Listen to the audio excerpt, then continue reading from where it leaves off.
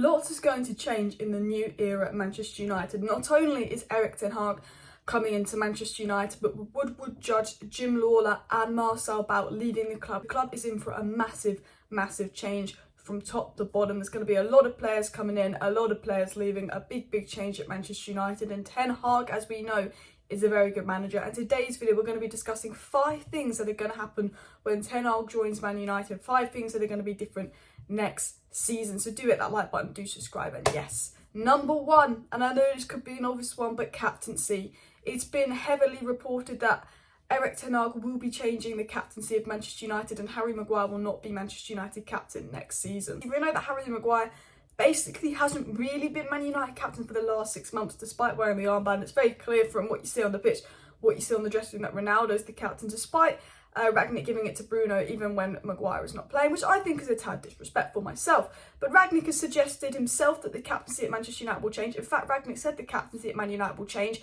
that he would put it down to a vote, but it's up to Erik Ten Hag who the next captain will be. So Ralph Rangnick's pretty much confirmed that Harry Maguire will not be United captain. I think if Cristiano Ronaldo stays, he'll be set to become Manchester United captain, but I think Bruno Fernandes, David De Gea would also be up there as picks, and maybe even someone like Raphael Varane. But we know the captaincy will change at Manchester United unless there is a vote and they all vote Maguire, which is I think is unlikely to happen. And there is reports that Maguire could even leave Manchester United, and Ten Hag's a bit unsure about him, and we will discuss that in further news videos across the channel, so do make sure you are subscribed. Let me know down below who would be your United captain. The second thing that's going to change at Manchester United this season is the structure, and this is the biggest rebuild Manchester United have ever had. Because when we appointed Moyes, when we appointed Van Gaal, when we appointed Mourinho, when we appointed Ole, all we did was change the manager. We didn't change the structure. But in fact, the head of recruitment, the head of global scouting, Jim Lawler and Marcel Bout have left. Woodward and Matt Judge have left. And it came out by The Athletic yesterday in a report. The Athletic were basically saying that Woodward and Judge would deliberately give players new contracts to try and increase their market value. That means we gave Eric Bailly and Phil Jones a new contract, not because Ole needed them, not because we were going to use them, but we thought if we give them a new contract, they will sell for more in the summer. Confirming the whole intention was basically commercial, what we knew, and who is surprised. And it's brilliant that Woodward's gone, it's brilliant that Judge has gone. Obviously, we do have Fletcher and Murta in that role, who are obviously better than Judge and Woodward, but again, you know, Judge and Woodward are crap, so it's not hard to be better. But hopefully someone like Rangnick will influence that role. Hopefully United will recruit someone like Paul Mitchell, that's been rumoured to join, and someone like Mitchell van der Gaal could come in and Erik Ten Hag could influence that role. So, and obviously Richard Arnold has replaced Ed Woodward, and Richard Arnold's made it clear that he does not want to take on the footballing responsibility of his job, so he's given it to Murta. And credit where credit is due to Murta, he's done a good job so far, getting rid of the likes of Matt Judge, appointing Ten Hag, giving Ten Hag the power. And then Murta's first transfer window, Ronaldo, Varane and Sancho, has probably been one of our best transfer windows in recent years, despite the poor window.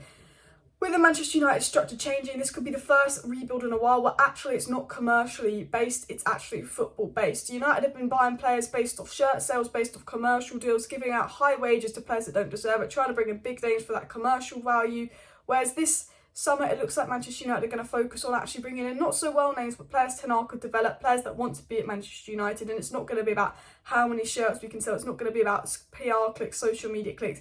This is going to be probably the first rebuild in a while where Manchester United are actually focusing what's going to benefit more on the footballing side of things. Obviously, believe it when I see it, the Glazers is still in charge, but that is a real positive. The third thing that's going to change when Ten Hag comes in is the players. And I know that's a really obvious one, but this could be Manchester United's busiest transfer window in years, with 10 players reportedly leaving. We know 5 players will 100% leave this summer, and that is Edison Cavani, Jesse Lingard, whose brother's basically confirmed on Instagram, I don't know if you saw that, Mata and Matic, who had really good testimonials, and obviously Paul Pogba is set to leave, although there's reports that he could stay, but I believe that he will leave.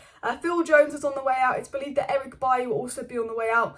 Wan-Bissaka is likely to be on the way out as well. There's reports that Telles could even be on the way out, and even Martial could be on the way out. And there's even reports that Marcus Rashford could be on the way out, and people are unsure about Harry Maguire, but because of his 80 million price tag, the club are reluctant to move him on. Even Rangnick has said that himself, allegedly.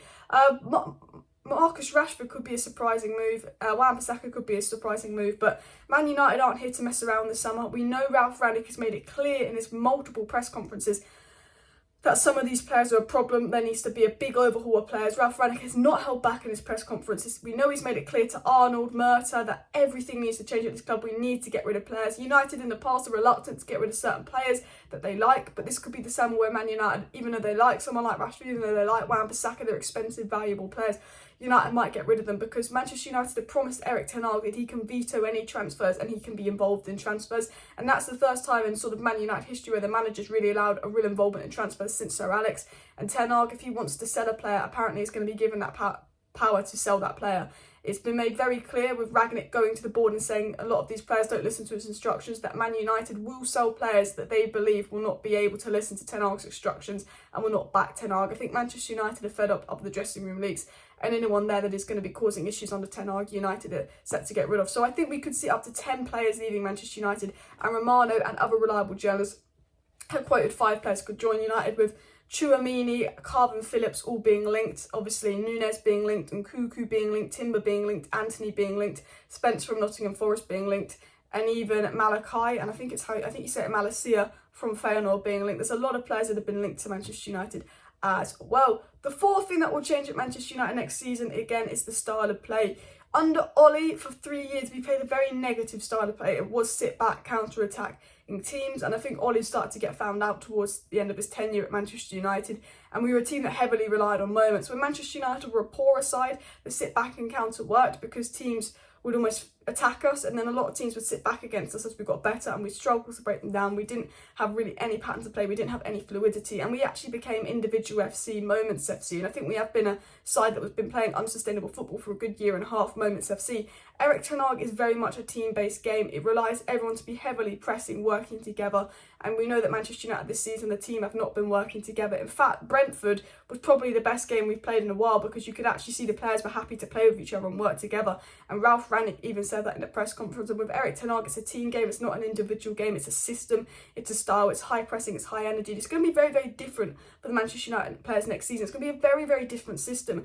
And I always say with this, it doesn't matter if Erik Ten Hag doesn't get top 4 next season, it doesn't matter if we don't win a trophy next season. Erik Ten Hag's style of play is so different to what these players are used to. It's about him implementing it and then getting used to the Premier League. And the fifth and final thing that will change at Manchester United next season, of course, is the dressing room. Manchester United have had lots of dressing room issues, and I think with up to 10 players leaving, that will help sort out the dressing room issues. I think one of the reasons we do have dressing room issues is because we've kept players on that don't want to be here. We've kind of forced players to stay. We could have sold Paul Pogba 2 years ago. We should have let Jesse Lingard go to West Ham, who's been causing dressing room issues. We should have let Eric Bailly go in the summer instead of giving a new contract, which has caused dressing room issues. And former players that used to play under Ten Hag, and even Daley Blind and Donny van der Beek, have spoken about how Ten Hag is a very, very strong presence in the dressing room. And Ten Hag, you know, when he came into Utrecht, which was where he was before Ajax, he completely changed the dressing room and installed a winning mentality. And I think this club need a winning mentality in school. They need a complete dressing room rebuild, refresh. And a figure like Ten Hag, who's not going to let shit stand. You know, if you're not willing to change to Ten Hag's ways, then Ten Hag will get rid of you. He's not going to adapt to you, because at the end of the day, you've got to follow Ten Hag's rules, and he's got a big winning mentality. He's very hard-working, Ten Hag. You know, the things he wants to change at Manchester United is to basically make the standards better, higher the standards. He wants to be working long hours, working with the club, and I think there's going to be a big change in the dressing room, and the morale will hopefully be a winning mentality, because I think right now the morale in the dressing room is, oh, let's get my PR team, how do I look on social media, blaming everyone else, where hopefully we'll get some team cohesion. And, you know, versus Brentford was a good way to end the season. There was team cohesion on the pitch, and hopefully we can start next season in that way. I hope you liked that video, guys. Please do smash that like button. Please do subscribe down below if you're new. I will be back live tonight with some very interesting news, so I will see you then. Bish, bash, bosh, bye.